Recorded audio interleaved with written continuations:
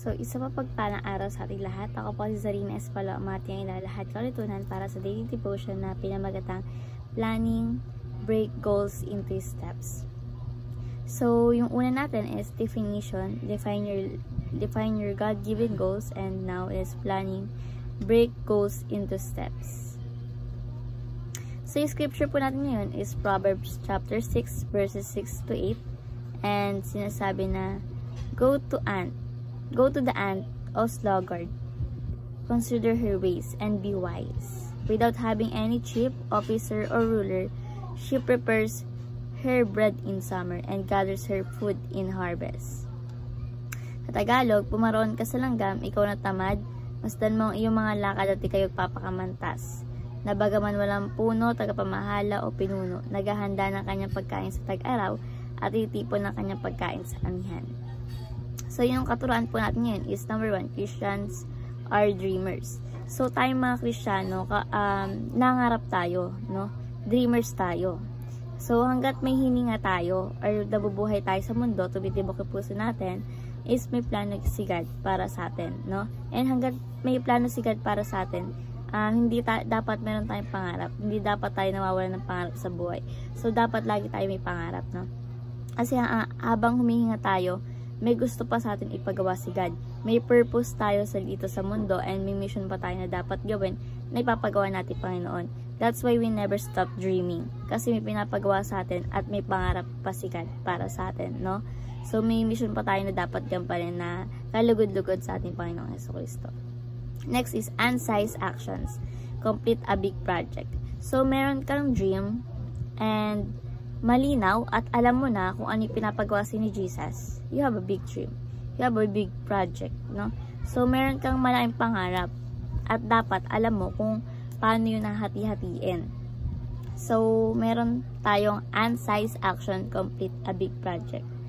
No, para lang yung langgam na, 'di ba, kapag tag-ulan nga is nag-iipon na sila ng mga nag-iimbak sila ng pagkain kasi nga uulan na. So, 'di ba, malilit lang yung langgam, pero yung nagagawa nun is talagang napakalaki, no? Kaya nga, so sa maliit na yon is kapag pinagsama-sama mo is malaki yung goal, malaki yung nagagawa. So, unsize action, complete a big project. Next is time is a precious commodity. So, yung time natin is mahalaga pa kaysa sa commodity. Yung commodity na sinasabi ito, like wealth, money, ganyan, no? Kasi yan, nawawala yan eh. Nawawala yung kayamanan, nawawala yung pera, pwede yan palitan, pwede yan mabalik sa'yo. Pero yung oras, hindi yan may babalik. Kapag nangyari yung isang bagay, nangyari na hindi mo na pwede balik, di ba? Like sa relasyon, di ba, kapag nangyari na yung itong nagloko siya, hindi mo na pwede ibalik yung oras na hindi pa siya magloloko para magawa mo na action. So, hindi. So, mahalaga yung oras, no? So, we have to be wise to spend our time, no? Sa goals natin. We have to set deadline. But, kumbaga yung deadline is wag na ipagpabukas pa. Kung kaya namang gawin yan, gawin. Kung may goal ka is wag mo na ipagpabukas pa kung kaya rin mo naman, di ba? So, like school works lang yan. Time is a precious commodity. Di ba, sa school, pag na-late ka, di mo na pwede balik yung oras. So, mahalaga yung oras sa atin, no? So, wag natin gamitin yung time natin sa walang kwentang bagay na nagagawa natin o hindi naman kalugod-lugod sa ating Panginoon. So, bilang application is, number 1, dream big for the glory of God. Sinasabi dito na kahit matanda ka na, hindi pa huli ang lahat, no? Kung gusto mo mangarap ka. Libre nga ng mangarap, diba? Kaya lakayan mo na. So, yung tayo Kristiyano, we never stop dreaming, no? We keep on dreaming because God has a plan for us, for our life, no? At patuloy natin pinapangarap yung plano ng ating Panginoong Diyos sa buhay natin.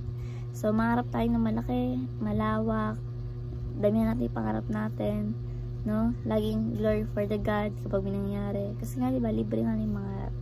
Dream big for the glory of God. Next is break down a big goal into smaller goals.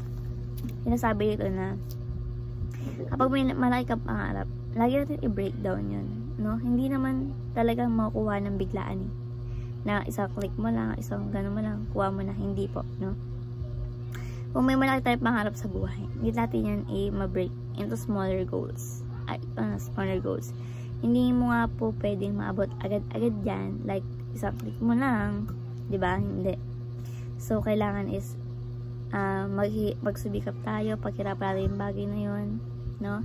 Merong one step at a time. So, wag tayo agad na isang click mo lang, kasi pag mabilis mo lang kuha, mabilis mawawala sa'yo. Pero kapag pinaghirapan mo yan, grabe yung impact sa'yo na. Talagang tagumpay. So, break down a big goal into smaller goals. And lastly, set a deadline and stick to it. So, lagi tayo mag-set ng deadline sa lahat ng ginagawa natin, no? Kung kaya naman tapusin ng isang araw or ngayong araw, is gawin natin, go, diba? Pag nag-set ka ng deadline, stick to it. Gumawa, kung kaya naman gawin ngayon, gawin ngayon. Huwag natin aksayin yung oras kasi time is gold, diba? So, parang sa life, as a student, diba? Kailangan natin, kung ayaw mo nang ipagpabukas pa, gawin mo na ngayon. Huwag natin sayangin yung oras sa walang kwentang bagay naman, no?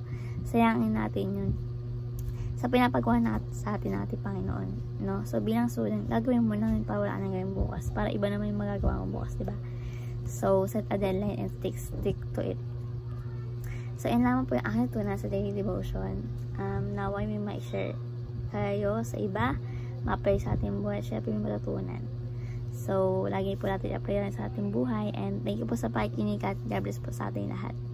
Maraming salamat po.